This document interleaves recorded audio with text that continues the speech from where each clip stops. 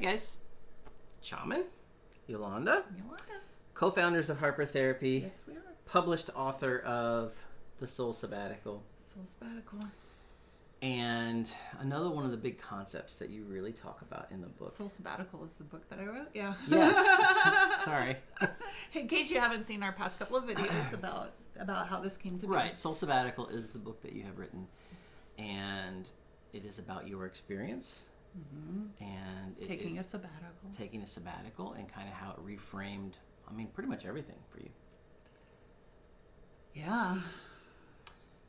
And one of the big concepts you talk about in the book is this concept, and this is a big concept in our office here at Harper Therapy all the time, is the idea of FOOBS. Yes. Do you want to explain what FOOBS are? Well, I can give you a hint of what FOOBS are, but someone says I can't say bad words on the videos. So, FOOBS stands for Family of Origin BS. I'll let you fill in the BS, so that Facebook or so that the socials don't get upset with us. Bullshit. Yeah, and look, I am a trauma therapist, right?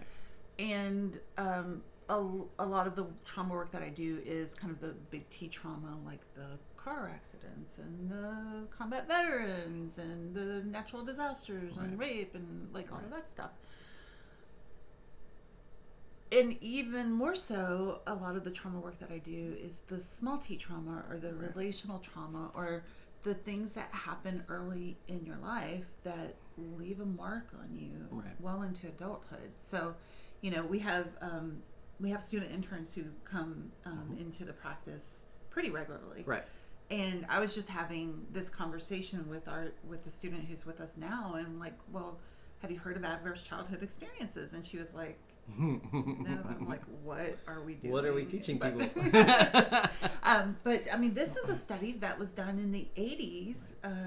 Kaiser Permanente is a medical study, but it linked together adults that have chronic health conditions like diabetes and heart disease and a lot of autoimmune stuff is tied back to their early childhood experiences of things like domestic violence, emotional abuse, sexual abuse, having a caregiver who had a mental health issue that wasn't taken care of, having caregivers who were involved with substance use, having a caregiver who was jailed or divorced, and like all of these things. Right. It's also growing up in homes where there are these relational, I call it death by 1,000 paper cuts, right? It's homes where there wasn't nurture, guidance, limits, where there's a lot of walking on eggshells that happened. Each of us kind of in our families of origin have our family roles that we play, whether that's the hero child that makes the family look good, or the scapegoat who makes the family not look good, or the lost child who's like lost out there in the Netherlands. So and here's the interesting thing about it. Over the years, I have spent a lot of time with highly successful women in particular, but people in general who on the outside things look perfect.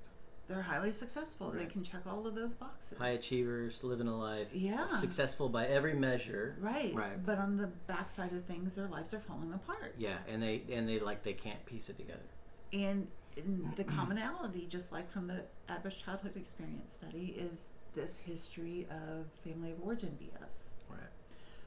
And so, knowing this from my own training, from my own therapy, from my own, like all of those things, I started kind of piecing together the ways that I had been half living my life that led me to feel burnout and overwhelmed and exhausted and in need of a sabbatical. Right.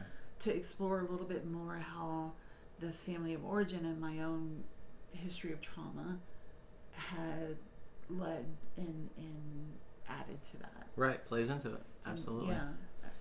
And wrote about it. And there's an element of this to everybody.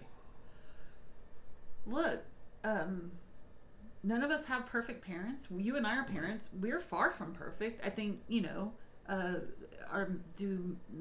Most of our parents do the best that they can? Absolutely. Absolutely. Right. Are a lot of these adverse childhood experiences and traumas kind of they're patterns that we learn that are carried down generationally. Right. So a lot of this stuff pre-exists even our parents. Our parents. Absolutely. Yeah. So it's acknowledging all of that too. Like there's a reason. These are the waters that we swim in. Right. This is the air that we breathe, and it's hard to know anything other than what you know. Right. What you've always known and what everybody's always taught and what it's always been seen. Except when you have that moment in your childhood or in your early adolescence where you're like, huh. Right. Other people's houses don't look like mine. Right.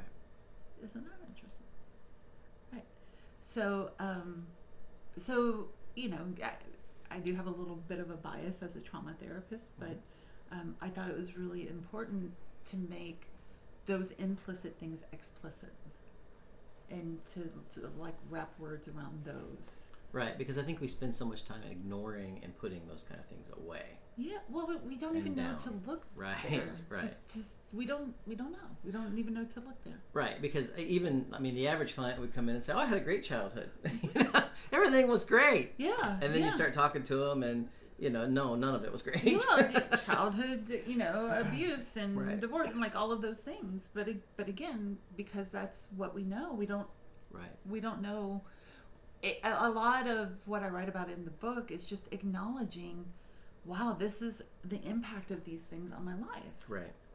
This is how it's rippled forward. And when you acknowledge the impact that things have on your life, you start to be able to get a little bit more agency around the way that you choose to carry all of that forward.